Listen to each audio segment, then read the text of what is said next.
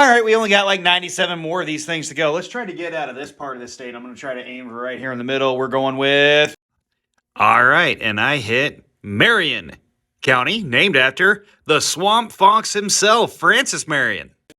All right, so let's talk about the swamp fox a little bit. Francis Marion is going to be a veteran of the French Indian War, so the war that happens prior to the American Revolution.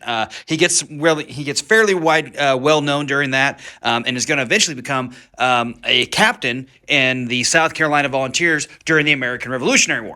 So he's in this area right in here during the American Revolution, and he's going to fight a lot in the marshlands here.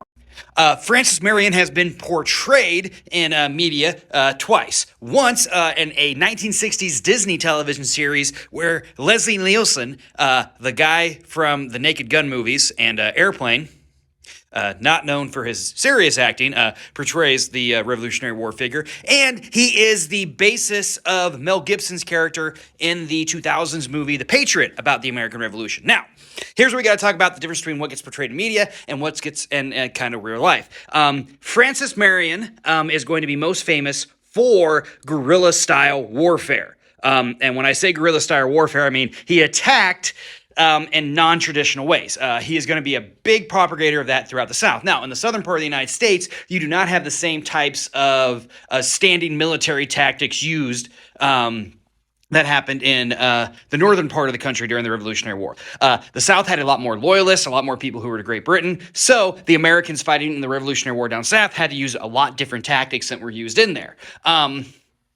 Some of what you see in The Patriot is true, but a lot of it is not necessarily made up, but not factual to real life.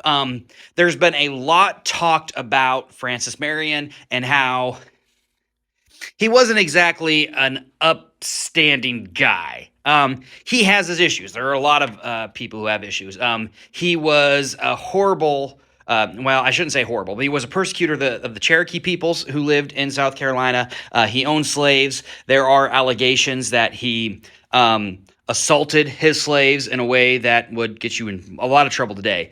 But some of that's not been panned out. Some of that might be true or not be true. It's kind of one of those things that just gets made up as part of the American myth. However, Marion County, named after Francis Marion, the Swamp Fox. That's 9 down, so I think we got, what... 96 left to go. I'm going to take this map home during the summer.